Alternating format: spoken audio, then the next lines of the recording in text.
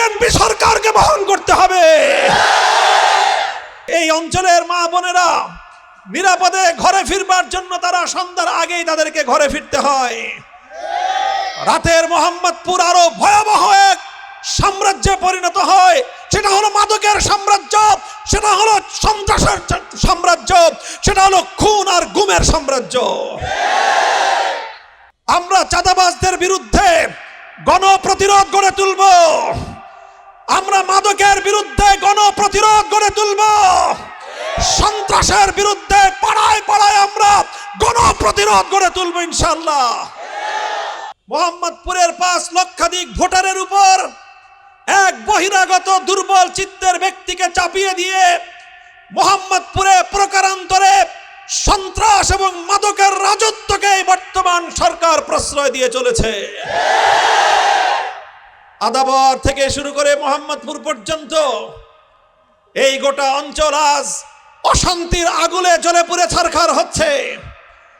প্রতিদিন এখানে ভাইয়ের হাতে ভাই খুন হচ্ছে। এখানে মাদকের ভয়াল সন্ত্রাস, মাদকের ভয়াল রাজত্ব গড়ে উঠেছে। আমাদের উর্দু ভাষী এই সকল ভাই বোনদের বিহারি ক্যাম্পগুলোকে কেন্দ্র করে এক শ্রেণীর দুর্বৃত্তরা মাদকের রাজত্ব গড়ে তুলেছে। মোহাম্মদপুরের পশ্চিমাঞ্চল বেরিবাদকে কেন্দ্র করে সুইস গেট থেকে শুরু করে রায়ের বাজার পর্যন্ত গোটা অঞ্চলে ক্ষুদ্র ক্ষুদ্র সন্ত্রাসী বাহিনী তৈরি করে কিশোর গ্যাং তৈরি করার মধ্য দিয়ে আমার আগামী প্রজন্মের সোনালী ভবিষ্যৎ কিশোরদেরকে অন্ধকার পথের দিকে ঠেলে দেয়া হচ্ছে। জনগণের অভিভাবকত্বের প্রতিশ্রুতি দিয়ে এমপি সাহেব তিনি গুলশানের বিলাসবহুল ঘরে বসবাস করেন। সেখান থেকে তিনি তার বিলাসী জীবন যাপন করেন।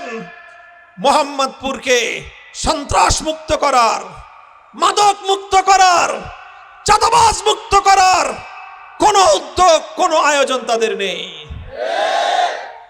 প্রশাসন সম্পূর্ণ ব্যর্থতার পরিচয় দিয়েছে।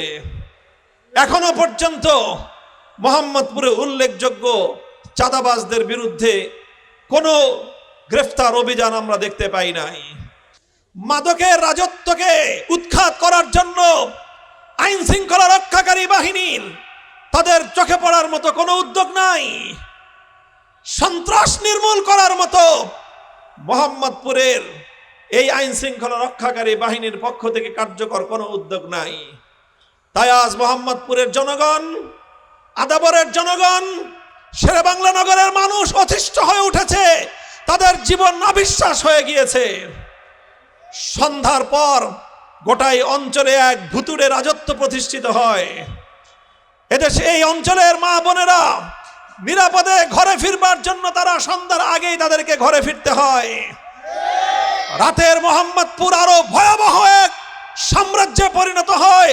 সেটা হলো মাদকের সাম্রাজ্য, সেটা হলো সন্ত্রাসের সাম্রাজ্য, সেটা হলো খুন আর গুমের সাম্রাজ্য।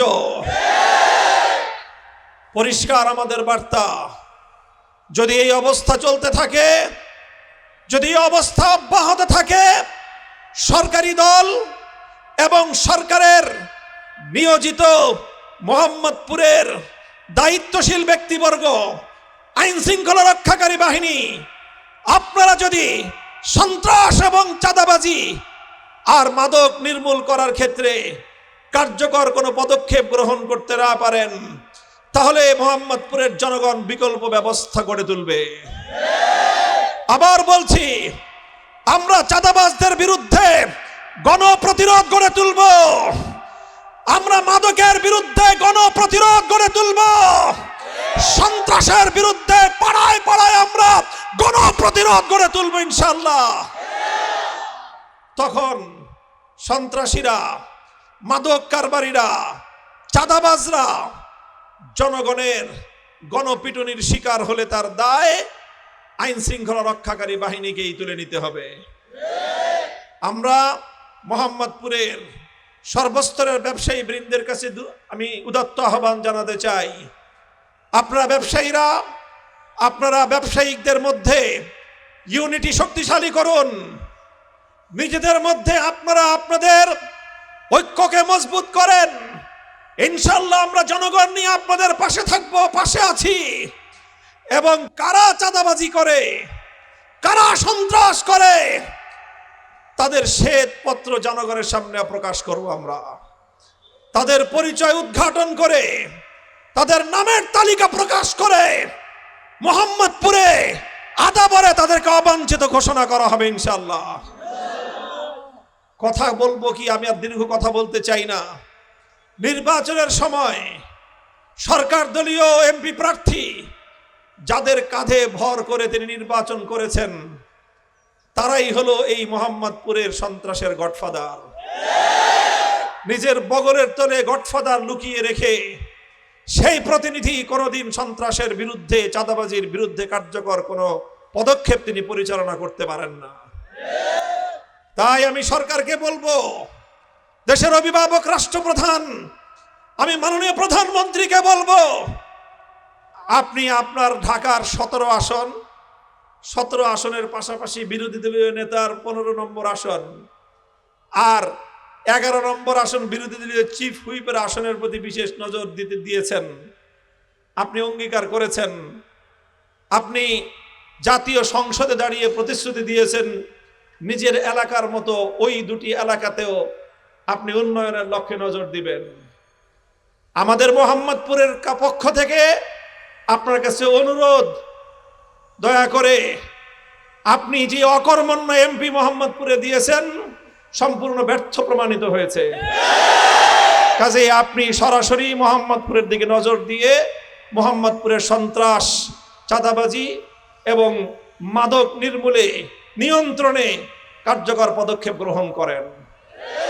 আর না হয় এটা বিস্ফোরিত হতে পারে, এর বিস্ফোরণ ঘটতে পারে। তখন শুধু মোহাম্মদপুর অকর্মণ্য এমপি নয়, এর দায় গোটা বিএনপি সরকারকে বহন করতে হবে। সংগ্রামী মোহাম্মদপুর এলাকাবাসী, ইনশাআল্লাহ আপনারা আমাকে নির্বাচনের সময় যে অভূতপূর্ব সমর্থন দিয়েছেন, গোটা বাংলাদেশের মানুষ নয় বিশ্ববাসী দেখেছে। ঢাকা 13 আসনের জনগণ নিরঙ্কুশভাবে রিকশা প্রতীককে বিজয়ী করেছে ভোট দিয়ে। কিন্তু ভিনদেশী, বাংলাদেশ বিরোধী, বাংলাদেশের স্বাধীনতা বিরোধী, বাংলাদেশের স্বকীয়তা বিরোধী একটি ভিনদেশী মহলের ছত্রছায়ায় আমাদের অর্জিত বিজয়কে ছিনতাই করা হয়েছে।